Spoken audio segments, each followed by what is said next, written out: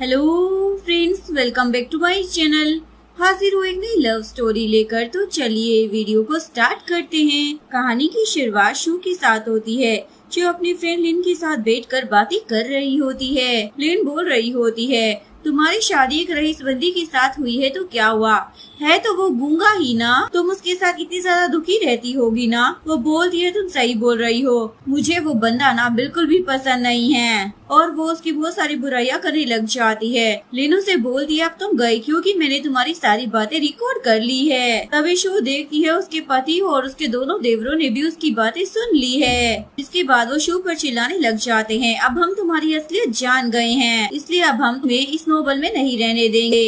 इसके बाद शू को जैसे ही होश आता है तो उसे पता लगता है कि वो एक नोबल की करेक्टर है। बोलने लग जाती है, क्या मैं फिर से रिबोर्न हो गई हूँ। और ये नोबल एकदम रोमांटिक है और इस नोवेल का नाम है माई हस्बैंड इज म्यूट। के बाद वो बताने लग जाती है कि उसकी इस गूंगे से शादी कैसे हुई। उसकी शादी बचपन में ही तय हो गई थी, इसलिए उसे मजबूरन फैंग से शादी करनी पड़ी, जो कि रईस तो है लेकिन साथ ही गूंगा भी है। इसीलिए शू उसे बिल्कुल भी पसंद नहीं करती थी, इसीलिए वो उसे मारती है। और एक दिन तो वो बहुत सारे पैसे लेकर वहाँ से भागने का सोच रही होती है, लेकिन नोवेल के हीरो और उसके दोनों भाइयों को ये बात पता लग जाती है, इसीलिए वो उसे जेल भेज देते हैं। जिसके बाद ये बेचारी तो बस रोती रह जाती है। शो को जैसे ये सारी बातें पता चलती है, वो सोचती है, अब मुझे समझ में आया मैं आजकल इतनी ज्यादा मतलबी कैसे हो गई थी, क्योंकि इस नोवेल की वजह से मैं अपने आप को कंट्रोल ही नहीं कर पा रही थी, क्योंकि ये नोवेल मुझे कंट्रोल कर रहा था। और फिर सोचने लग जाती है, वैसे लाइफ तो मैं अच्छी जी रही हूँ, अच्छे से महल में रहती हूँ और पति भी रईस है, ऊपर से गूंगा भी है, इससे अच्छी बात क्या ही होगी। क्या मतलब अगर मैं कोई भी बुरे काम नहीं करूँगी तो कोई भी मुझसे नफरत नहीं करेगा। इसके बाद मैं बड़े आराम से अपनी अमीरों वाली लाइफ जी पाऊंगी और मेरे पास बस पैसा ही पैसा होगा। फिर वो खुद को समझाती है, अब मैं इस कहानी के प्लॉट को चेंज करने वाली हूँ। तभी उसकी फ्रेंड हीरो से बोलने लग जाती है, तुम क्या सोच रही हो। और बोलने लग जाती है, तुम्हारी लाइफ कितनी ज्यादा मिसरेबल है, तुम्हारा पति गूंगा है ना। एक्चुअली में वो उसकी सारी बातें रिकॉर्डिंग करने वाली होती है। शो मन में सोच रही होती है, मुझे तो पहले से ही पता है ये क्या करने वाली है, इसे क्या लगता है कि मैं इसकी बातों में आकर बेवकूफ बन जाऊंगी। और वो बताने लग जाती है, मेरा पति गूंगा है तो क्या हुआ, अमीर भी तो है ना। और ये तो बहुत ही अच्छी बात है ना कि वो बोलता नहीं है, हम दोनों के बीच में कोई झगड़ा ही नहीं होता है ना। बहुत ही ज्यादा खुश हूँ जो मेरी शादी फैंग के साथ हुई है और मेरी मैरिड लाइफ बहुत ही ज्यादा अच्छी चल रही है। लेकिन सोचने लग जाती है, ये मतलब ही लड़की अचानक से इतनी ज्यादा अजीब बातें कैसे करने लग गई है। और उसे बोलती है, मैं तुम्हारी बेस्ट फ्रेंड हूँ, तुम अपनी दिल की सारी बातें मुझे बता सकती हो, डरने की जरूरत नहीं है। वो बोलती है, अरे मुझे याद आया, मुझे कोई जरूरी काम है। और वो लिन को बाय कर चली जाती है। उसके बाद लिन गाना गाते हुए घर के अंदर आ जाती है, लेकिन तभी सामने अपने पति को देखकर शॉक हो जाती है और उसे देखती ही रह जाती है, क्योंकि वो बहुत ही ज्यादा हैंडसम है। वो मन में सोचने लग जाती है, तो ये बहुत हैंडसम और मैं दोबारा से रिबोर्न हुई हूँ, मुझे इसका फायदा उठाना चाहिए। इसके बाद वो तुरंत ही फैंग के पास आ जाती है और बोलती है, जान चलो ना खाना खाते हैं। तो वो भी हाँ बोल देता है। शो तो बहुत ही ज्यादा खुश हो जाती है क्योंकि वो मान गया था। इसके बाद वो मेड आंटी को आवाज देने लग जाती है, जल्दी से हमारे लिए डिनर तैयार करो। फैंग तो उसके बिहेवियर को देखकर काफी ज्यादा शौक हो जाता है, क्या ये बस खाना खाना चाहती है। इसके बाद दोनों साथ में डिनर करने के लिए बैठ जाते हैं। शू से बोलती है, तुम हमेशा कितनी ज्यादा बिजी रहते हो, इस वजह से हम दोनों साथ में टाइम स्पेंड ही नहीं कर पाते हैं, क्यों ना आज हम दोनों मिलकर कुछ बातें करें। ये सारी बातें सुनकर ये दोनों मेड तो शौक ही हो जाती हैं। ये दोनों बातें कब से करने लग गए।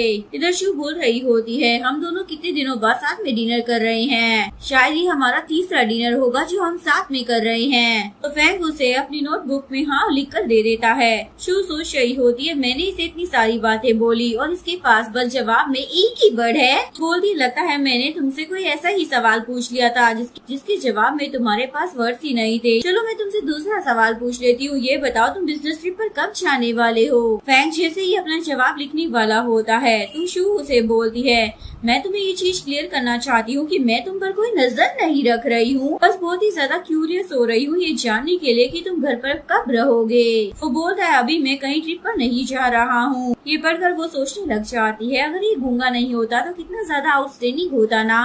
और उसे बोलती है, मेरा लास्ट क्वेश्चन ये है कि मुझे बातें करना ना बहुत ही ज्यादा पसंद है, अगर मैं बातें नहीं करूंगी ना तो मैं तो मर ही जाऊंगी। तो कहीं ऐसा तो नहीं है कि अगर मैं तुमसे ज्यादा बातें करूंगी तो तुम्हें अनोइंग फील होगा। फैंग मन में सोचता है बिल्कुल फील होगा, लेकिन उसे लिख कर देता है नहीं तुम बातें कर सकती हो। अपने रूम में आने के बाद शू सोच रही होती है फैंग मुझसे नफरत नहीं करता, इसका मतलब मैं उसे बड़ी आसानी से खुश रख सकती हूँ। बाद वो सारी चीजों को डायरी में लिख लेती है ताकि अगर नोबल उसे फिर से कंट्रोल करने की कोशिश करे तो पढ़कर वो सारी चीजों को जान पाएगी कि उसे करना क्या है। उसके बाद वो अपनी डायरी में लिख लेती है कि मुझे फैंग के साथ अपना रिलेशन अच्छा बनाना है। जैसे ही फैंग वहाँ पर आने लगता है तो वो जल्दी से अपनी डायरी छुपा लेती है और सोने का नाटक करने लग जाती है। फैंग भी उसके बगल में आकर चुपचाप सो जाता है। ये देखकर शू सोचने लग जाती है ये बंदा कितना मासूम है। 3 महीने हो गए शादी को, लेकिन इसने मुझे टच भी नहीं किया, चुपचाप आकर मेरे बगल में सो जाता है। वैसे अच्छी बात है, मुझे भी इसे सर्व नहीं करना पड़ेगा। वैसे भी मुझे किसी मैन की जरूरत नहीं है, मुझे तो बस पैसे चाहिए खर्च करने के लिए। इसके बाद वो सपने में मेल मॉडल पर पैसे उड़ा रही होती है। तभी सपने में उसके दोनों देवर फिर से उसे जेल पहुंचाने के लिए आ जाते हैं। नेक्स्ट मॉर्निंग वो इस बुरे सपने से जागती है और सोच रही होती है अच्छा हुआ ये सब सपना था। उसके बाद वो अपनी डायरी में लिखने लग जाती है मुझे पैसों का लालच नहीं करना है, खासकर जो पैसे मेरे नहीं हैं। फैंग तैयार होकर आ जाता है। शू तो उसे देखते ही गुड मॉर्निंग जान बोलने लग जाती है, लेकिन फैंग तो उसे इग्नोर कर रूम के बाहर चला जाता है। शू बोल रही होती है मुझे तो जल्दी उठना चाहिए था ताकि मैं जल्दी उठकर इसके लिए ब्रेकफास्ट बनाती। बाहर से उसकी सारी बातें सुन रहा होता है। इसके बाद फैंग अपनी कंपनी में पहुंच जाता है जहाँ पर सारे एम्प्लॉय उसका वेलकम कर रहे होते हैं, लेकिन लिन को वहाँ पर देखकर फैंग को गुस्सा आ रहा होता है। इसके बाद जैसे ही वो जाता है तो उसका असिस्टेंट लिन को बोलता है दोबारा से ऐसे ब्राइट कलर मत पहनना, बॉस को ऐसे रंगना बिल्कुल भी पसंद नहीं है। और वो उसे वार्निंग देकर वहाँ से चला जाता है। जिसके बाद बाकी सारे एम्प्लॉय लिन के बारे में बातें करने लग जाते हैं। देखो तो जरा कितनी बेकार लड़की है, बॉस को सेड्यूस करने के लिए अच्छी बनने का प्रिटेंड कर रही थी और देखो ना फेल हो गई। दूसरी ओर शू घर पर मजे से डांस कर रही होती है। इतना मजा आ रहा है ना, मुझे तो काम भी नहीं करना पड़ रहा है। लेकिन तभी उसे लिन का मैसेज आ जाता है। उसे पूछ रही होती है क्या तुम मेरे साथ बार बार भी क्यों खाने चलोगी। नंबर ही डिलीट कर देती है, लेकिन फिर सोचने लग जाती है मुझे तो सच में बार भी क्यों खाने का मन कर रहा है। इसके बाद वो फैंग को मैसेज करने लग जाती है। दूसरी तरफ फैंग अपनी कंपनी की मीटिंग अटेंड कर रहा होता है तो शू का मैसेज देख लेता है। वो उसे बारबेक्यू में डिनर के लिए इनवाइट कर रही होती है। इसके बाद वो रेस्टोरेंट के बाहर कार में बैठकर शू को देख रहा होता है और सोच रहा होता है आखिर ये लड़की रातों रात इतना ज्यादा बदल कैसे गई और करना क्या चाहती है। शू बहुत ज्यादा अपसेट हो रही होती है क्योंकि उसे अकेले ही डिनर करना पड़ रहा था। तभी उसकी एक दुश्मन लड़की आ जाती है। जी उसे अपने बॉयफ्रेंड से मिलवाने लग जाती है और बताती है ये ना एक सीईओ है और काफी ज्यादा रईस भी है। शू बोलते तुम्हारे इस बूढ़े बॉयफ्रेंड का हेयर स्टाइल भी काफी ज्यादा स्पेशल है और उस पर हंसी जा रही होती है। सीवी उसका मजाक उड़ाने लग जाती है तुम जो ये बैग यूज कर रही हो काफी पुराना लगता है, मैं तो हमेशा ब्रांडेड और लेटेस्ट बैग ही यूज करती हूँ। इधर फैंग कार में बैठकर ये सारी चीजें देख रहा होता है। इसके बाद वो भी शू का साथ देने के लिए अंदर आने लग जाता है। इधर जी शू का मजाक उड़ा रही होती है तुम ऐसी जगह पर खाना खाती हो, तुम कितनी ज्यादा गरीब हो ना, तुम यहाँ पर खाना खाओगी ना तो फूल जाओगी। शू बोलती मुझे यहाँ का खाना पसंद है और अगर मैं मोटी हो भी जाऊंगी ना तो उसके बावजूद भी मेरा पति मुझे ही पसंद करेगा। लेकिन तभी फैंग उसके पास आकर बैठ जाता है। शू तो उसे देखती रह जाती है। मैंने सोचा ही नहीं था कि ये यहाँ पर आ जाएगा। जी उसे पूछने लग जाती है ये बंदा कौन है। शू बोलती है ये मेरा पति है। फिर वो बुढ़ा बोलने लग जाता है जरूर ये कोई सिंपल सा आदमी होगा, इसके तो ड्रेसिंग सेंस से ही पता चल रहा है। फिर जी उसका मजाक उड़ाने लग जाती है तुम्हारा पति तो कुछ बोल भी नहीं रहा है, कहीं ऐसा तो नहीं है कि ये गूंगा है। शू फैंग को बोलने का इशारा करती है, लेकिन ये बुढ़ा तो फैंग का मजाक उड़ाए जा रहा होता है। एक काम करो तुम मेरी कंपनी में ना क्लीनर की जॉब करने के लिए आ जाओ, सैलरी ज्यादा नहीं होगी लेकिन तुम जैसे डिसेबल के लिए काफी रहेगी क्योंकि तुम्हें कुछ बोलना भी नहीं होगा। ये बोल कर जी और बुढ़ा हंसे जा रहे होते हैं। शू बोलते ये तो बहुत ही ज्यादा फनी था, मेरे पास आओ मैं तुम्हें और भी ज्यादा फनी बात बताती हूँ। बाद वो बुढ़ा जैसे ही शू के पास आता है तो शू उसे चाटा धर देती है। जी उस पर चिल्लाने लग जाती है तो शू उसे भी एक चाटा मार देती है। आई बड़ अपना बॉयफ्रेंड का साथ देने वाली। इसके बाद वो उसकी पोल पट्टी खोल देती है। तुम्हारे हाथ में जो रिंग है और ये जो घड़ी है ना ये सब नकली है। इसके बाद वो फैंग का हाथ पकड़ लेती है। मेरा पति बोल नहीं सकता है तो क्या हो गया, लेकिन दिखने में और बाकी चीजों में वो तुम्हारे वाले से ना 100 गुना बेटर है। वी बोलती है मुझसे पंगे लेने की कोशिश मत करो, मेरे बॉयफ्रेंड के बहुत बड़े बड़े कनेक्शन हैं, वो तुम्हें शहर से ना गायब करवा देगा। शो बोलती है अच्छा तुम्हें डर नहीं लग रहा? अगर मैंने तुम्हारे बॉयफ्रेंड के सामने तुम्हारी पोल खोल दी तो इसे सब कुछ पता लग जाएगा। और इस टाइम में तुम कितने लड़कों को घुमाया करती, इवन शादीशुदा लोगों का घर भी तुमने बर्बाद किया है। ये सुनकर जीकी तो बोलती ही बंद हो जाती है, जिसके बाद शो अपना बैग टांगती है और फैंग का हाथ पकड़कर उसे बाहर लेकर आ जाती है और फैंग को डांटने लग जाती है। तुम उन लोगों की सारी चीजें कैसे सुन सकते थे? मानती हूँ कि तुम बोल नहीं सकते थे, लेकिन कुछ कर तो सकते थे ना। तुम खुद एक कंपनी के सीईओ हो, ये बात तुम कैसे भूल सकते हो? ऐसे टाइम पर भी तुम्हें एक लड़की की जरूरत पड़ रही है अपने आप को प्रोटेक्ट करने के लिए। लेकिन फैंग उसे कुछ भी नहीं बोल रहा होता। शू उसका हाथ छोड़ देती है। तभी असिस्टेंट फैंग की कार लेकर वहाँ पर आ जाता है। इसके बाद फैंग सीधा कार में बैठकर कार ही लेकर चला जाता है। शू तो चिल्लाती रह जाती है। पहले तो ये सिर्फ गूंगा था, लेकिन अब ये बहरे होने का भी ड्रामा कर रहा है। इधर फैंग जाते हुए अपना हाथ को देख रहा होता है, क्योंकि शू ने उसका हाथ जो पकड़ा था और स्माइल किए जा रहा होता है। रात में फैंग अपने रूम में आता है। शू अपनी कॉमिक बुक पढ़ते हुए बेड पर ही सो गई होती है, तो वो उसकी बुक उठाकर रख देता है और उसके बगल में सो जाता है। तभी शू नींदों में अपना हाथ उसके ऊपर रख लेती है और बोलती है जान तुम ना बिंग से जेलस मत होना। वो सोचने लग जाता है अब ये बिंग कौन है। मॉर्निंग जैसे ही शू की नींद खुलती है वो देखती है फैंग तो वहाँ पर है ही नहीं। उसे लग रहा था कि आज वो फिर से लेट उठी है, लेकिन जैसे ही वो टाइम देखती है तो 6 ही बजे होते हैं। फिर 6 बजे काम पर कौन जाता है? कहीं ऐसा तो नहीं है कि ये जानबूझकर मुझसे छुप रहा है? इसके बाद शू अपने फेवरेट कैरेक्टर अकाई सुकी का पोस्टर देखकर बहुत ही ज्यादा खुश हो जाती है। इसके साथ अपनी फोटो लेकर सोशल मीडिया पर पोस्ट करने लग जाती है। तभी उसका देवर जिसका नाम हान होता है वो कॉल पर बात कर रहा होता है। भाई आपने मुझे जो लाने के लिए कहा था ना, मैं लेकर आ गया हूँ। सुनकर शू खुश हो जाती है। लगता है फैंग ने ही ये मेरे लिए मंगवाया है। हान उसे पूछने लग जाता है भाभी क्या आपके पास कुछ पैसे हैं, आप मुझे दे सकती हैं क्या? सोचने लग जाती है नोबल की कहानी के हिसाब से ये फैंग का छोटा भाई है जिसे बार बार अपनी आईब्रो हिलाने की आदत है। उसे बोलने लग जाती है खुद तो कुछ काम करते नहीं हो और मुझसे मेरे पैसे मांग रहे हो, मैं तुम्हें पैसे नहीं दूंगी। इधर फैंग ऑफिस में होता है, वो देख लेता है शू ने अपने फेवरेट एनिमी के साथ वीडियो पोस्ट की हुई है। वो देखकर वो बहुत ही ज्यादा जेलस हो रहा होता है, क्योंकि वो उस कैरेक्टर को हस्बैंड कहकर उसे किस कर रही होती है। उसका असिस्टेंट उसे डॉक्यूमेंट पर साइन लेने के लिए आ जाता है। इधर हान पूछ रहा होता है भाभी पैसे नहीं इसका मतलब क्या है? वो बोलती है मेरे सारे पैसे ना फिक्स डिपॉजिट में हैं, लेकिन हाँ अगर तुम्हें पैसों की जरूरत है तो मैं तुम्हारे भाई को बोल देती हूँ। लेकिन हाँ तो उसका फोन ले लेता है और बोलता है भाभी थोड़े से मिलियन पैसों के लिए भाई को परेशान करने की क्या जरूरत है? वैसे भी आप भाई से बहुत सारे पैसे चुराती रहती हो तो थोड़े से पैसे मुझे भी दे दो ना। वो बोलती है अपनी भाभी के ऊपर ऐसे झूठे इल्जाम लगाना बंद कर दो।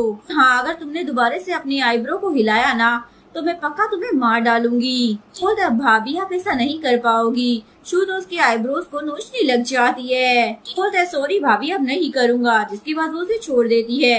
लेकिन हान नहीं मानता और बार बार अपने आईब्रो हिला हिला कर उसे चिढ़ाता है और वहाँ से चला जाता है। इसके बाद शू ये देखकर बहुत ज्यादा खुश हो जाती है कि फैंग ने उसके पोस्ट को लाइक किया है। इसके बाद वो उसे बहुत सारे फनी स्टिकर्स भेज देती है ताकि वो उसके साथ अपना रिश्ता अच्छा कर सके। देखकर फैंग तो स्माइल करने लग जाता है और असिस्टेंट ये नजारा देखकर शॉक हो रहा होता है। के बाद फैंग जब रात में घर वापस आता है तो वो देखता है शू ड्रिंक करते हुए ड्रामा देख रही है। जैसे ही वो फैंग को देखती है तो बोलती है थैंक यू, आज तुमने ना मेरे हस्बैंड को मुझे दिया है। इसके बाद फैंग अंदर जाने लगता है, लेकिन शू उसे रोककर सोफे पर बिठा देती है। फिर उसके लिए सूप लेकर आ जाती है। तुम हर रोज काम करते रहते हो ना, इसलिए मैंने अपने हाथों से तुम्हारे लिए स्पेशल सूप बनाया है। पीने के बाद तुम्हें बहुत ही अच्छी नींद आएगी। ये बोलकर वो उसकी बाहों में ही बैठ जाती है और बोलती है मेरे प्यारे पति तुम्हारा ना स्वस्थ रहना बहुत ही ज्यादा जरूरी है। तुम अगर ठीक रहोगे तभी तो मैं एक रिच वुमन वाली लाइफ जी पाऊंगी ना।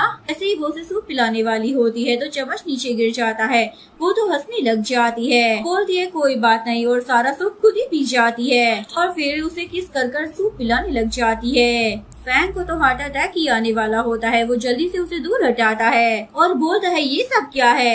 वो बोलती क्या तुम बोल सकते हो। फैंग भी शॉक हो जाता है। शू सोचने लग जाती है अभी मैंने इसके साथ ये क्या हरकत कर दी, कहीं ये मेरे साथ डिवोर्स तो नहीं ले लेगा। उसके बाद वो तुरंत ही वहाँ से जाने का बहाना करने लग जाती है। बोलती है अभी जो तुम बोल पा रहे हो ना जरूर ये मेरे सूप का ही चमत्कार होगा। ये बोलकर वो सोने के लिए अपने रूम में भाग जाती है। नेक्स्ट मॉर्निंग शू मेरे से पूछ रही होती है क्या फैंग बचपन से ही बोल नहीं पाता है। बताती है वो कोई पैदाइशी गूंगे नहीं थे। तभी फैंग वहाँ पर आने लग जाता है। फिर वहाँ से चली जाती है और शू इसी बारे में सोच रही होती है। इसका मतलब फैंग को जो बीमारी है बचपन से नहीं है, यानी कि वो खुद ही बोलना नहीं चाहता है। सोचने लग जाती है अगर ये बात है तो मैं उसे बोलने में उसकी मदद करूंगी। इसके बाद वो ठीक हो जाएगा। मेड वहाँ पर कोट लेकर आ जाती है तो शू जल्दी से फैंग को कोट पहनाने में हेल्प करती है और बोलती है कल रात ना मैंने ज्यादा पी ली थी, इसलिए जो भी हुआ ना उसे दिल पर मत लेना। मुझे तुमसे कुछ बात करनी थी, क्या हम दोनों साथ में बैठकर बात कर सकते हैं। तो फैंग भी मान जाता है। शू पूछती है क्या हर महीने तुम्हारा डॉक्टर तुम्हें ट्रीटमेंट करने के लिए आता है। तो वो हाँ में सर हिला देता है। शू बोलती है इस बार जब तुम्हारा डॉक्टर तुम्हें ट्रीट करने के लिए आएगा ना तो मैं भी तुम्हारे साथ चलूंगी। ये सुनकर मेड को तो बहुत ही बड़ा शौक लग रहा होता है। शू फैंग को बोल रही होती है मैंने इंटरनेट पर तुम्हारी बीमारी के बारे में सर्च किया था और मुझे पता लगा है कि तुम्हारी बीमारी का इलाज कराने के लिए तुम्हारे फैमिली मेंबर का तुम्हारे साथ होना जरूरी है और तुम्हारी फैमिली सिर्फ मैं ही हूँ, इसलिए तुम बिल्कुल भी फिक्र मत करो। मैं तुम्हारे ट्रीटमेंट में तुम्हारे साथ कोऑपरेट करूंगी। उसे लिखकर बोलता है ठीक है अगर तुम घर पर रही तो हम दोनों साथ में चलेंगे। तो बोलती है ठीक है तो मुझे एडवांस में बता देना कब जाना है, उस दिन मैं घर पर ही रहूंगी। के बाद वो उसे प्रॉमिस भी ले लेती है और स्माइल कर रही होती है। मैसेज में फैंग अपने ऑफिस में बैठा होता है तभी उसे उसके ग्रैंडपा का मैसेज आता है। ग्रैंडपा बोल रहे होते अगले हफ्ते घर पर पार्टी होने वाली है, वहाँ पर तुम शू को भी लेके आना अपने साथ। फैंग भी इसके लिए हाँ बोल देता है। ये मैसेज देखकर ग्रैंडपा तो शॉक ही हो जाते हैं। पहली बार है जो इस लड़के ने किसी चीज के लिए मुझे हाँ बोला है। लगता है मेरी बहू ने मेरे पोते को एकदम सुधार दिया है। तभी उन्हें फैंग मैसेज कर देता है आप फैमिली डॉक्टर को भी मेरा ट्रीटमेंट करने के लिए वापस बुला लेना। ग्रैंडपा भी ओके बोल देते हैं। फैंग खुश हो जाता है। के बाद ये दोनों जब कार से जा रहे होते हैं तो गाड़ी हिलने की वजह से शू फैंग के ऊपर गिरने लग जाती है। बोलती है सॉरी पर ये बताओ कि तुमने मुझे ये बात एडवांस में क्यों नहीं बताई। के बाद वो फोन की तरफ इशारा करता है। फैंग देखती है कि उसने उसे मैसेज कर बताया था कि आज रात वो लोग ग्रैंडपा के घर जाने वाले हैं। बोलती है सॉरी मैंने ये मैसेज देखा नहीं था और याद करने लग जाती है पिछली बार जब वो ग्रैंडपा के घर पर गई थी तो वो कितनी बुरी तरीके से बिहेव कर रही थी। ग्रैंडपा के साथ बदतमीजी करती है, इवन हाउसकीपर पर भी चिल्ला रही होती है ये कितना ज्यादा गंदा और सड़ा हुआ खाना बना है। ये सब याद कर शू सोचने लग जाती है मुझे इस नॉवल की कहानी की वजह से क्या क्या करना पड़ रहा था। के बाद वो फैंग को बोलने लग जाती है हमें ना ग्रैंडपा के सामने क्लोज कपल होने का नाटक करना होगा। तुम बताओ कि तुम मुझे हक करोगे या फिर मेरी कमर पर हाथ रखोगे। ये सुनकर फैंग तो शौक ही हो जाता है। शू बोलती हम ग्रैंडपा को थोड़ी पता लगने दे सकते हैं कि हमारा रिश्ता बिल्कुल भी अच्छा नहीं है। के बाद जैसे ये दोनों गाड़ी से बाहर आते हैं तो शू का पैर मुड़ जाता है। वो गिरने वाली होती है लेकिन फैंग उसे गिरने से बचा लेता है। अभी हाउसकीपर आकर बोलता है आप दोनों अंदर चलिए, ग्रैंडपा आप दोनों का वेट कर रहे हैं। तभी फैंग का छोटा भाई हान भी वहाँ पर आ जाता है। वो भी यहाँ पर डिनर करने के लिए आया होता है। फैंग शू को हक कर अंदर लेकर जाने लगता है। देखकर हान की तो आंखें ही बाहर आ जाती हैं। इधर ग्रैंडपा कार्टून देखकर मस्त मजे मार रहे होते हैं। तभी फैंग शू को लेकर अंदर आ जाता है। ग्रैंडपा बोलते हैं अच्छा हुआ तुम दोनों यहाँ पर आ गए। तभी हान बोलता है ओल्ड मैन मैं भी यहाँ पर आया हूँ। शू उसे मारती है और बोलती है तुम ऐसे कैसे बात कर सकते हो ग्रैंडपा से। हान बोलता है भाई अपनी वाइफ को ना संभाल लो, ये मुझे मार रही है। लेकिन फैंग अपनी वाइफ को कुछ नहीं कहता, उल्टा वो शू की हरकतें देखकर स्माइल कर रहा होता है।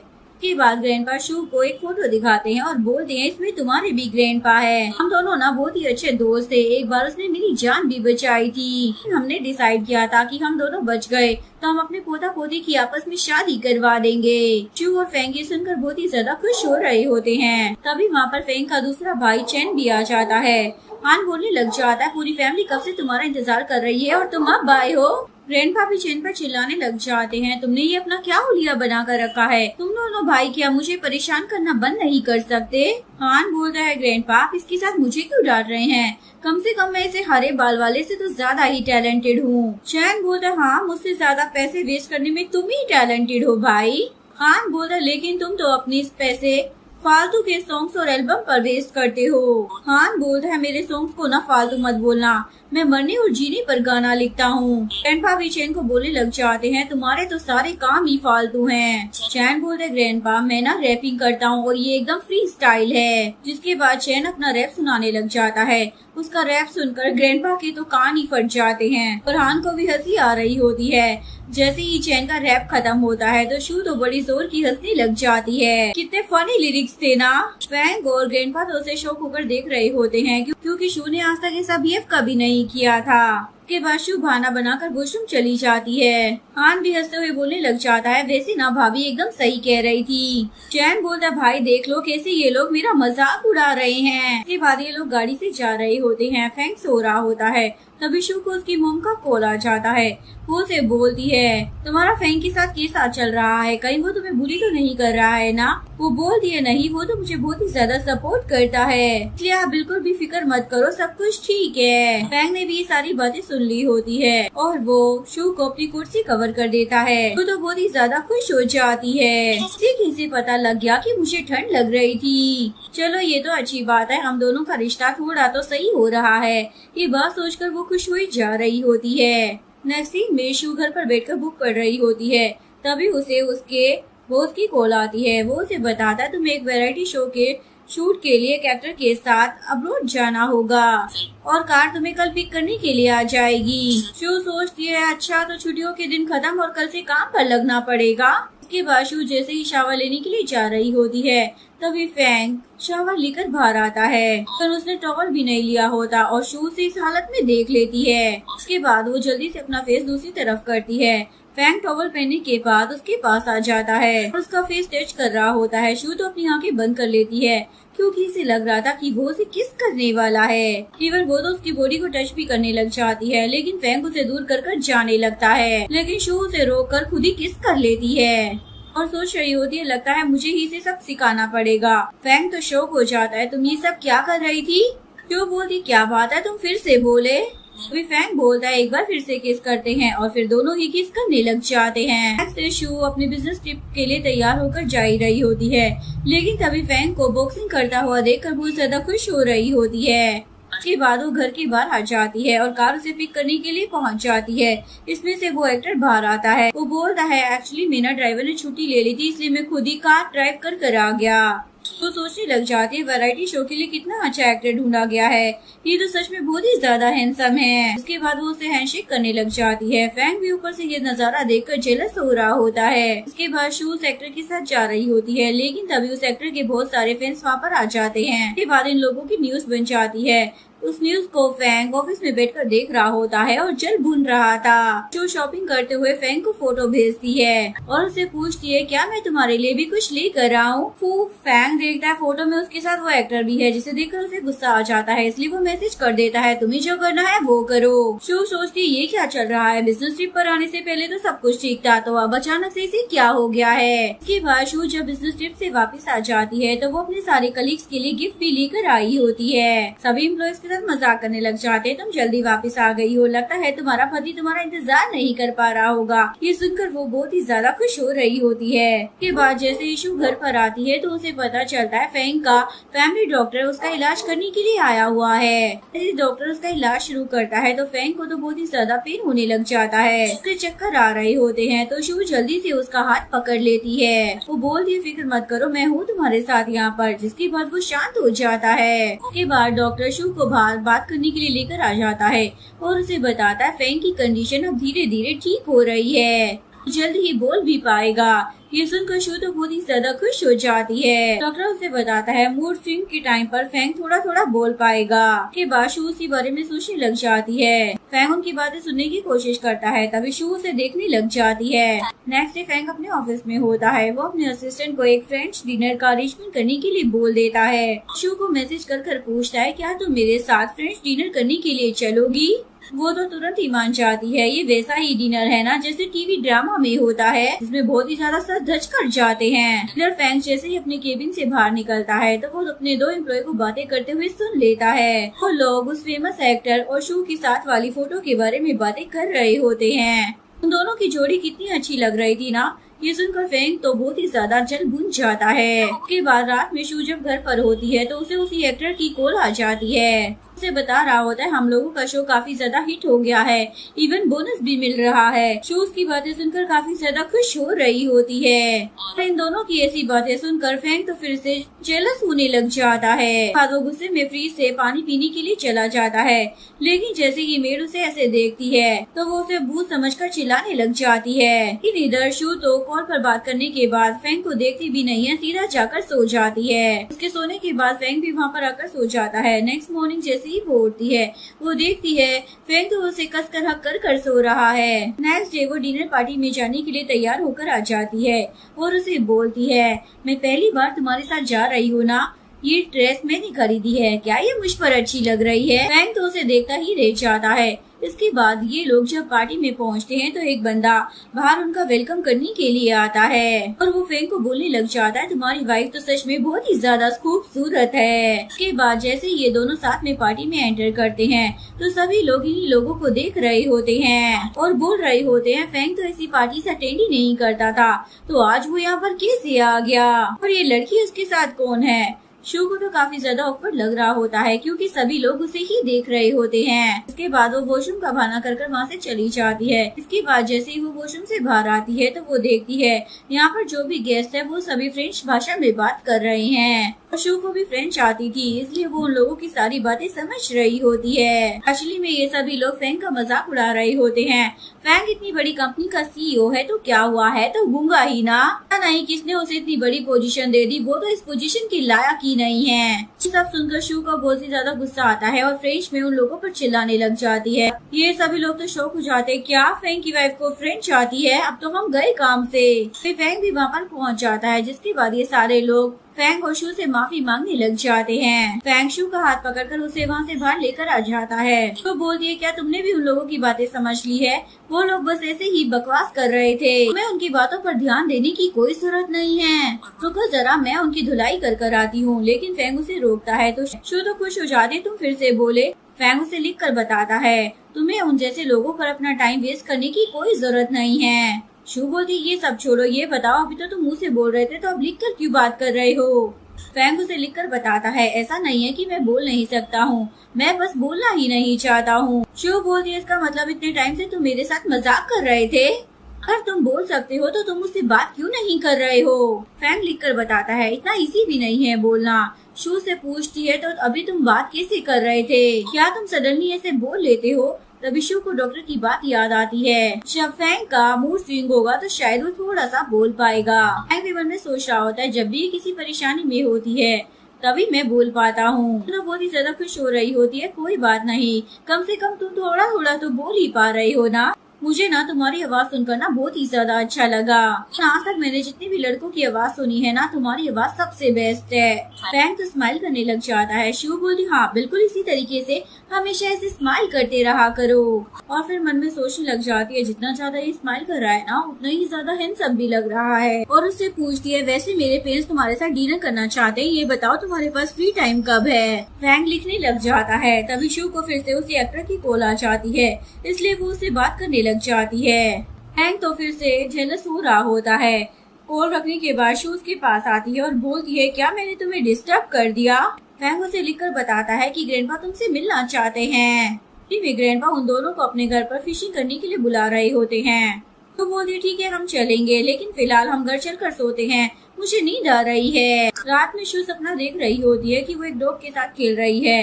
नींदों में वो फेंग को टच करने लग जाती है। तभी फेंग जाग जाता है और सोच रहा होता है पता नहीं ये मुझे क्या समझ रही है, और वो भी उसे ऐसे ही हक कर सो जाता है। नेक्स्ट मॉर्निंग जैसे ही शू की नींद खुलती है वो फेंग को देखकर पूछने लग जाती है कल रात ना मुझे बहुत ही अच्छे से नींद आई, क्या तुम भी अच्छे से सोए थे। लेकिन वो तो इसे इग्नोर कर रूम से चला जाता है। शू सोचती है कल तक तो सब कुछ ठीक था, अचानक से इसे आज क्या हो गया है, हर दिन ऐसे कैसे बदलता रहता है, पता नहीं जब देखो नाक पर गुस्सा बैठा ही रहता है। इसके बाद फैंग जैसे ही ऑफिस में आता है वो अपनी 2 एम्प्लॉय को बातें करते हुए सुन लेता है। वो इंटरनेट पर किसी ट्रेंड के बारे में बातें कर रहे होते हैं कि जब कोई पर्सन किसी को लाइक करता है और वो पर्सन अगर उसे हक कर सोता है तो उस पर्सन को बहुत ही ज्यादा अच्छा लगता है और वो अच्छी नींद सो पाता है। इसके बाद फैंग बार बार अपना फोन चेक कर रहा होता है शू का मैसेज चेक करने के लिए। ऑफिस खत्म होने के बाद फैंग शू को लेकर अपने ग्रैंडपा के घर पर आ जाता है। ग्रैंडपा उसे फिशिंग रोड पकड़ा देते हैं और उसे फिश पकड़ने के लिए बोलते हैं। शू उसे ऐसे देखकर सोच रही होती है आखिर कोई फिशिंग करते हुए भी इतना ज्यादा हैंडसम कैसे लग सकता है। ऐसा लग रहा है जैसे कि कोई एड शूट कर रहा हो ये। इसके बाद शू ग्रैंडपा को बोलती है मेरे पास ना आपके लिए गुड न्यूज है। ग्रैंडपा बोलते हैं वो वाली क्या? वो बोलती है बेबी वाली नहीं। बोल रही थी कि फैंग ना धीरे धीरे बोल लेता है। सुनकर ग्रैंडपा तो बहुत ही ज्यादा खुश हो जाते हैं और हाउस कीपर को एक काम बता देते हैं। शू बोलती है ग्रैंडपा आप उन्हें क्या कह रहे थे? ग्रैंडपा बोलते तुम्हें पता चल जाएगा। के बाद सर्वेंट वहाँ पर बहुत सारी ज्वेलरीज लेकर आ जाते हैं। ग्रैंडपा शू को बोलते हैं सारी ज्वेलरी मेरी तरफ से तुम्हारे लिए तोहफा है। मुझे नहीं पता आजकल की जवान लड़कियों को किस तरीके की ज्वेलरी पसंद है, इसलिए तुम ये सारी रख लो और इनसे खेलो। शू मन में सोच रही होती है इतनी महंगी ज्वेलरी देकर ये मुझे खेलने के लिए बोल रही हैं। बोलती ग्रैंडपा ये तो बहुत ही ज्यादा महंगी है, मैं इतनी महंगी चीजें कैसे ले सकती हूँ। ग्रैंडपा बोलते तुम मेरी बहू हो, तुम नहीं लोगी तो और कौन लेगा। आज जो फैंग थोड़ा बहुत बोल पा रहा है वो तुम्हारी वजह से है, तो ये सारी चीजें तुम्हें मिलनी ही चाहिए। वो बोलती है ग्रैंडपा मैंने इतना ज्यादा भी नहीं किया है। ग्रैंडपा तो उसे आइलैंड के प्रॉपर्टी पेपर देने लग जाते हैं और बोलते तुम फैंग के साथ मिलकर वहाँ पर फिशिंग करने के लिए जाना, वो तुम्हें भी फिशिंग करना सिखा देगा। सुनकर शू तो शौक हो जाती है, लेकिन तभी ग्रैंडपा बताते हैं मैं तुम्हें एक नहीं 2 आइलैंड दे रहा हूँ। ये सुनकर उसके तो होश ही उड़ जाते हैं। ग्रैंडपा उसे होटल के प्रॉपर्टी पेपर दिखाने लग जाते हैं। तुम यहाँ पर जब चाय खाने के लिए जा सकती हो। जो बोलती है ग्रैंडपा ये सारी चीजें मैं नहीं ले सकती, ये कुछ ज्यादा ही हो गया है। ग्रैंडपा बोलती ये सारी चीजें तुम्हारी है इसलिए तुम्हें इन्हें रखना ही होगा। तो बहुत ही ज्यादा खुश हो जाती है मैं तो सच में बहुत ज्यादा अमीर हो गई हूँ। तभी यहाँ पर फैंग के दोनों भाई आ जाते हैं और खुश हो रहे होते हैं क्या आप भाई अब बोल सकते हैं, लेकिन ये दोनों एक दूसरे को देखकर मुँह चिढ़ा रहे होते हैं। हान बोलते हैं और मैन मैं फिर से आपसे मिलने आ गया। शू से फिर से एक मारती है और बोलती है ग्रैंडपा कहकर बोलो। मैं तो डर की मारी पहले ही ग्रैंडपा बोल देता है और शू और फैंग को भी भैया भाभी बोलकर हेलो बोलने लग जाता है। तो बहुत ज्यादा खुश हो जाती है तुम तो बड़े अच्छे हो। इसके बाद ग्रैंडपा फैंग के साथ चेस कर रहे होते हैं और हान और चेस एक दूसरे से बात ही नहीं कर रहे होते। तो भी ये नोटिस कर लेती है लगता है इन दोनों भाइयों के बीच में फाइट चल रही है। फिर ग्रैंडपा फैंग से गेम जीत जाते हैं और खुश होने लग जाते हैं। हान बोलते क्या पता ग्रैंडपा भाई ने आपको जानबूझकर जिता दिया हो। ग्रैंडपा बोलते ऐसा नहीं है मैं अपने दिमाग से जीता हूँ। शू फैंग को बोलने लग जाती है कोई बात नहीं अगर तुम हार गए तो मैं फिर भी तुम्हें ही चीयर्स करने वाली हूँ। फैंग सोचता अभी से क्या हो गया है। उसके बाद हान शू को बोलने लग जाता है भाभी क्या आप मुझसे नफरत करती हो? आखिर आप बार बार मुझे मारती क्यों रहती हो, मुझे बताओ आज। तो बोलती है पहली बात ये कि तुम्हारे अंदर ना बिल्कुल भी तमीज नहीं है। आखिर तुम ग्रैंडपा को ऑलमैन क्यों बोलते हो? दूसरी बात यह है कि तुम बिल्कुल भी स्ट्रॉन्ग नहीं हो, मैं तुम्हें मार करना स्ट्रॉन्ग बना रही हूँ। हान बोलते ये कैसा रीजन हुआ, मुझे तो इस बात में जरा भी दम नहीं लग रहा है। शो बोलते तुम अपने भाई फैंग को ही देख लो, वो तुमसे कितना ज्यादा स्ट्रॉन्ग है। हान बोलता ठीक है भाभी अब भाई को बीच में मत लाओ और अब से मैं ग्रैंडपा को ऑलमैन नहीं कहूँगा। बोलकर वो वहाँ से चला जाता है। तो बहुत ही ज्यादा खुश हो जाती है क्योंकि अब हर कोई उसकी बातें सुन रहा था, यानी कि कोई भी मुझसे नफरत नहीं करता। के बाद हान ग्रैंडपा से बात करने के लिए आता है, लेकिन गलती से वो फिर से उन्हें ऑलमैन बोलने लग जाता है। शू उसे फिर से मारने लग जाती है। ये देखकर ग्रैंडपा तो शू की तारीफ करने लग जाते हैं। मैं सिर्फ फैंग ही इन लोगों को सबक सिखा पाता था, लेकिन अब मेरी बहू भी आ गई है। तो बहुत ही ज्यादा खुश हो जाती है अपनी इतनी ज्यादा तारीफें सुनकर। घर पर आने के बाद शू फैंग को अपने पास बैठने के लिए बोलती है, फिर उसे कलर्स दिखाकर पूछने लग जाती है इसमें से कौन सा अच्छा है। वो देखता है सारे रंग तो ब्लैक है। वो बोलता है तुम्हें तो रेड पसंद है ना। बोलती है लेकिन इस बार मुझे ब्लैक लेना है। लेकिन फिर बोलती है इस बार तो फिर से बोले। खुश हो जाती है, लगता है ये मेरी वजह से ही बोल पाता है। दूसरी तरफ शू की कजन जी को दिखाया जाता है, अपनी मॉम को बता रही होती है मॉम शू ना बहुत ही ज्यादा लकी है। उसने जिस गूंगे लड़के से शादी की थी ना वो इस शहर का सबसे ज्यादा रिचेस्ट मैन है और मिस्टर फैंग के ग्रैंडपा ने उसके नाम पर बहुत सारी प्रॉपर्टी भी कर दी है। इसके बाद ये लोग प्लान बनाते हैं क्यों ना हम लोग शू की फैमिली होने का फायदा उठाते हैं। नेक्स्ट सीन में जैसे ही फैंग अपने ऑफिस में पहुंचता है वो देखता है कि शू ने उसके लिए फाइल का कवर इवन कप सब कुछ ब्लैक कलर का कर दिया है। साथ ही उसको नोट भी मिलता है कि ये मेरी तरफ से तुम्हारे लिए तोहफा है। ये देखकर वो शू को मैसेज करता है, तुमने मुझे गिफ्ट क्यों दिया है। शू रिप्लाई करती है, क्या तुम्हें तोहफा देने के लिए मुझे किसी वजह की जरूरत है। वो रिप्लाई करता है, फिर तो मुझे थैंक यू बोलने की भी जरूरत नहीं है। ये पढ़कर वो तो हंसने लग जाती है। नेक्स्ट डे शू अपने होटल में आई होती है और सोच रही होती है, ये होटल अब मेरा है। मुझे तो इस बात पर यकीन ही नहीं हो रहा है। होटल का एम्प्लॉय आकर उसे रोकने लग जाता है, आप बिना रिजर्वेशन के इस होटल के अंदर नहीं आ सकती हो। बोलती है, आप होटल के इंचार्ज को बुलाओ, मुझे उनसे ना कुछ जरूरी बात करनी है। बोलता है, क्या बकवास कर रही हो, जब तुम्हारे पास यहाँ का रिजर्वेशन ही नहीं है तो होटल के इंचार्ज से मिलकर क्या करोगी। लेकिन अगर हाँ तुम मुझे 80,000 पे कर दोगी ना तो नेक्स्ट ईयर के लिए मैं तुम्हारे यहाँ पर रिजर्वेशन करवा दूंगा। मैनेजर वहाँ पर आ जाती है तो शू उसे अपना डॉक्यूमेंट दिखाकर बोलती है, मैं इस होटल की ओनर हूँ, मुझे अपने शो की शूटिंग करने के लिए थोड़े एरिया की जरूरत थी। इसके बाद मैनेजर उस एम्प्लॉय को फायर कर देती है, तुम्हें नहीं पता था ये यहाँ की बॉस है। तो बोलती है, रहने दो, इससे पहली बार गलती हुई है, इसे माफ कर दो। उसके बाद वो बंदा तुरंत शू को थैंक यू बोलता है और अपना काम करने के लिए चला जाता है। जैसे ही अंदर जाती है तभी उसकी आंटी अपनी बेटी के साथ वहाँ पर पहुँच जाती है। बहुत ही ज्यादा खुश होने लग जाते हैं, ये तो कितना ज्यादा लग्जरियस होटल है। दर्शु एक रूम में रुकने के लिए आ जाती है। मैनेजर उसे बोलती है, ये होटल आपका है,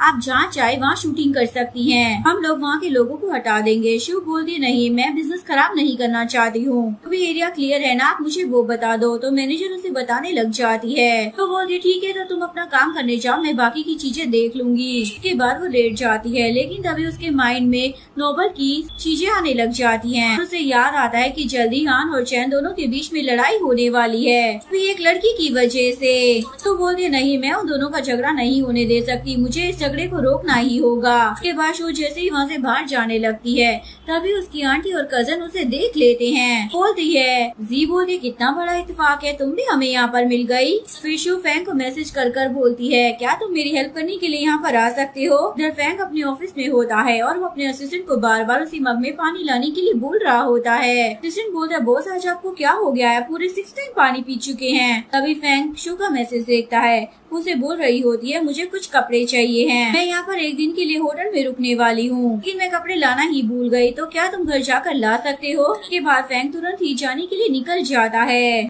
इधर आंटी और कजन शो पर चिल्लाने लग जाते हैं, तुम तो मैसेज में लगी हो, हमसे बात क्यों नहीं कर रही।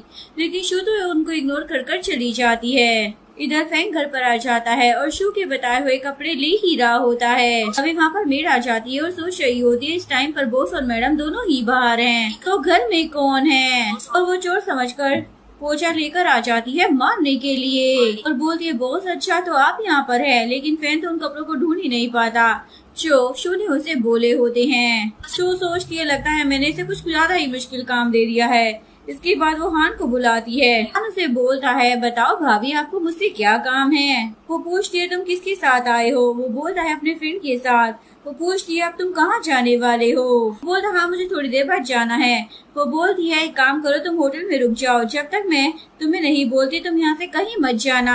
अभी वो सामने देखती है कि चैन यहाँ पर एक लड़की के साथ खड़ा हुआ है, जो पहचान जाती है यही तो वो लड़की है जिसके चक्कर में झगड़ा होने वाला है। तभी हान वहाँ पर आ जाता है और बोलता है, भाभी आप मुझे वहाँ पर रुकने के लिए क्यों बोल रही थी। लेकिन तभी वो चैन और उस लड़की को साथ में देखकर बहुत ही ज्यादा गुस्सा करने लग जाता है। शो उस लड़की को बोलती है, तुम जल्दी से अंदर जाओ, मैं तुम्हें बाद में बुलाती हूँ। और उसके बाद वो इन दोनों भाइयों की फाइट को रोकने लग जाती है, लेकिन हान नहीं मानता। शू को दूर करने की कोशिश करता है, लेकिन शू तो गिरने वाली होती है। लेकिन तभी फैंक आकर शू को गिरने से बचा लेता है। हान बोलता है, भाई मुझे माफ करना, मैंने जानबूझकर भाभी को धक्का नहीं दिया। शू बोलती, हाँ इसने जानबूझकर नहीं किया है। जिसके बाद फैंक अपने दोनों भाइयों को लड़ने से रोकता है और बोलता है, अगर तुम दोनों में से किसी ने भी लड़ाई की ना तो अच्छा नहीं होगा। उसके बाद दोनों अपने अपने रास्ते निकल जाते हैं। शो ये देखकर बहुत ही ज्यादा खुश हो जाती है, ये तो बड़ा अच्छा भाई है, एक ही बार में डराकर इन दोनों को शांत करा दिया। खुश हो रही होती है, फाइनली मैंने प्लॉट को चेंज कर दिया। इसके बाद वो फैंक के साथ होटल के अंदर आ रही होती है। शो की आंटी और कजन जल्दी से फैंक को हेलो बोलने लग जाती है। वो उसे बताती है, मैं शो की आंटी हूँ और ये उसकी कजन है और फैंग को बोलते हैं तुम्हारा होटल है तो प्लीज हमें जॉब दिलवा दो, वैसे भी हम तुम्हारी वाइफ के रिश्तेदार हैं। शो मैनेजर को बोलती है इन दोनों के चेहरे ना अच्छे से याद कर लो, ये मेरे दूर के रिश्तेदार हैं। इन दोनों का इंटरव्यू लेने की बिल्कुल भी जरूरत नहीं है, इन लोगों को ना डायरेक्टली रिजेक्ट कर देना। ये सुनकर आंटी बोलने लग जाती है तुम अपनी बहन के साथ ऐसा कैसे कर सकती हो। शो बोलती है इस बेकार सी लड़की को मेरी सिस्टर मत बोलो, और हाँ तुम जैसे लोगों को ना यहाँ काम नहीं मिलने वाला है, पहले तुम लोगों की बेइज्जती और हो जाए, तुम लोग यहाँ से चले जाओ। उसके बाद फैंग मैनेजर को बोलता है शू यहाँ की बॉस है तो जैसा वो बोल रही है ना वैसा ही करो। शू तो फिर से खुश हो जाती है क्योंकि फैंग फिर से बोल रहा था। इसके बाद वो फैंग के साथ वहाँ से जाने लगती है। जियो से बोलती है ज्यादा ना उड़ो मत, अगर तुम हम लोगों के साथ ऐसा करोगी ना तो हम लोग तुम्हें फैमिली से निकाल देंगे। लेकिन उसके बावजूद भी शू फैंग के साथ वहाँ से चली जाती है। उसके बाद मैनेजर अपने एम्प्लॉय को बोलती है तुम लोग अभी यहाँ पर खड़े क्या हो, इसे यहाँ से बाहर निकालो। उसके बाद शू और फैंग साथ में रूम में आ जाते हैं। फैंग उसे पूछता है तुम यहाँ पर कब तक रुकने वाली हो। शू बोलती नहीं पता, पर लड़कियां जब बाहर घूमने जाती है तो बहुत सारे अच्छे कपड़े लेकर आती है, लेकिन मेरे पास तो यहाँ कपड़े ही नहीं हैं। फिर कोई डोर नॉक करता है। शू बोलती है लगता है कपड़े आ गए। मैनेजर वो कपड़े लेकर आई होती है जो उसके शो की तरफ से आए होते हैं। फैंग उसके कपड़े देखकर बोलता है मुझे पता नहीं था तुम्हारा शो ऐसा है और मैंने इसमें इन्वेस्टमेंट भी कर दी। मैनेजर फिर से डोर नॉक करती और इन दोनों को वंडरफुल नाइट विश कर वहाँ से चली जाती है। दोनों तो बहुत ही ज्यादा ऑकवर्ड फील कर रहे होते हैं। शू जल्दी से लगेज खोलने का बहाना करती है, बोलती है मेरे पास कुछ सामान नहीं है इसलिए मुझे शॉपिंग पर जाना पड़ेगा। फैंग उसके साथ शॉपिंग पर आ जाता है। काउंटर पे जो लड़की काम कर रही होती है वो बोलती है तुम्हारा बॉयफ्रेंड तो बहुत ही ज्यादा हैंडसम है। सुनकर शू तो बहुत ही ज्यादा खुश हो जाती है, लगता है हम दोनों साथ में कुछ ज्यादा ही अच्छे लगते हैं। उसके बाद वो बाहर आ जाती है। फैंग उसे बैग ले लेता है। तभी वो लड़की बाहर आकर शू को बोलने लग जाती है मुझे ना तुम पहले से ही जाने पहचाने लग रही थी, और उसे वो उस एक्टर के साथ वाला फोटो दिखा देती है, जिसे देखकर फैंग तो तुरंत जेलस होता है और वहाँ से गायब हो लेता है। घर पर आने के बाद शू उसका लटका हुआ मुंह देखकर सोचती है इसे क्या हो गया है। रात में शू पहले से ही सो जाती है और फैंग भी उसके बगल में आकर लेट जाता है। तो नींदों में अपना हाथ उसके ऊपर रख लेती है। से वो दोनों वापस जाने के लिए निकल रहे होते हैं। तभी शू को उसी एक्टर की कॉल आ जाती है। बोल ये ठीक है हम लोग शूटिंग के लिए आ ही रहे हैं। फैंग तो फिर से जल भुन रहा होता है और वो उसकी सीट बेल्ट लगाने में हेल्प करता है। सोचती है इसे अचानक से क्या हो गया। काम खत्म करने के बाद जैसे ही वो घर वापस आते हैं तो फैंग उसे एक नई कार की चाबी देता है। जो बोलती है तुम्हें कैसे पता चला कि मुझे यही कार चाहिए थी। बोलता है तुमने ही तो पोस्ट किया था। शू देखती है हाँ कुछ दिन पहले उसने पोस्ट तो डाली थी, और पूछती है क्या मैं जो भी पोस्ट डालूंगी क्या वो सब तुम मुझे दिला दोगे। मैं ना बस मजाक कर रही हूँ, मैं इतनी ज्यादा लालची भी नहीं हूँ। ये बोलकर वो जा रही होती है। तभी फैंग बोलता है तुम्हें जो भी चाहिए होगा ना वो सब मैं तुम्हें दिला दूंगा। शू तो बहुत ही ज्यादा खुश हो जाती है। साथ में शू टीवी ड्रामा देखकर हंसी जा रही होती है और फैंग उसे देखकर उसका स्केच बना रहा होता है। के बाद जब वो सो जाती है तो वो उसे ब्लैंकेट से कवर कर देता है। नेक्स्ट डे शू अपनी कंपनी में होती है और वो इसी बारे में सोच रही होती है। हम तो बस बढ़ता ही जा रहा है और मुझे फैंग को अपने घर पर लेकर जाने के लिए टाइम भी निकालना है। दूसरी तरफ फैंग अपनी कंपनी की मीटिंग में होता है। तभी शू से मैसेज कर पूछती है फ्री कब होगे, उसके बाद हम लोग मेरे पेरेंट्स के घर पर डिनर के लिए चलेंगे। फिर फैंग तो तुरंत ही अपनी मीटिंग कैंसिल कर देता है और बोलता है मैं जा रहा हूँ। सभी लोग उसकी आवाज सुनकर शॉक हो जाते हैं, क्या वो सब बोलने लग गए हैं। इसके बाद फैंग यहाँ पर शू के मोम डैड से मिलने के लिए चला जाता है। इसके बाद ये लोग बातें करते हुए ड्रिंक कर रहे होते हैं। शू तो बहुत ही ज्यादा खुश होती है, ये मेरे पेरेंट्स के साथ कितना ज्यादा कोऑपरेट कर रहा है। इसके बाद जब ये दोनों घर वापस आते हैं तो शू बहुत ही ज्यादा ड्रंक होती है, अपने रूम में जा रही होती है। लेकिन तभी फैंग उसे रोक कर पूछता है क्या तुम्हारे पेरेंट्स मुझसे मिलकर खुश थे। वो हाँ बोल देती है। नेक्स्ट डे दोनों अपनी अपनी कंपनी में काम कर रहे होते हैं। तभी फैंग बेहोश हो जाता है तो उसका असिस्टेंट उसे हॉस्पिटल लेकर जाता है। हॉस्पिटल में फैंग शू को मैसेज कर देता है आज रात मुझे कंपनी में ज्यादा काम है इसलिए तुम अपने पेरेंट्स के घर पर चली जाना।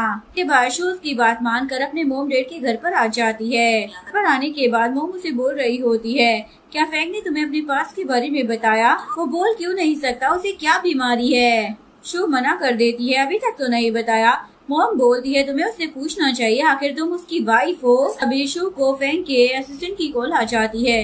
वो बताता है बॉस यहाँ पर हॉस्पिटल में एडमिट है, उनकी तबीयत ना बिल्कुल भी ठीक नहीं है। बॉस ने जानबूझकर आपको नहीं बताया ताकि आप उनकी फिक्र ना करें। इसके बाद वो तुरंत ही हॉस्पिटल में पहुँच जाती है।